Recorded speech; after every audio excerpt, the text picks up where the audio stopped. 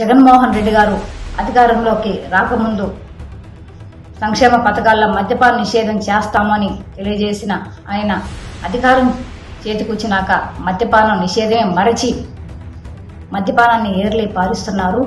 ఈ మద్యపానం వలన మధ్యతరగతి కుటుంబాలు, పేద కుటుంబాలు సాయంత్రానికి వాళ్ళు చేసుకున్న కష్టాన్ని మద్యపాన దుకాణాల్లో ధారపోసి ఈ మద్యాన్ని సేవించడం వల్ల ఎన్నో అనారోగ్యాలు పాలవుతున్నారు.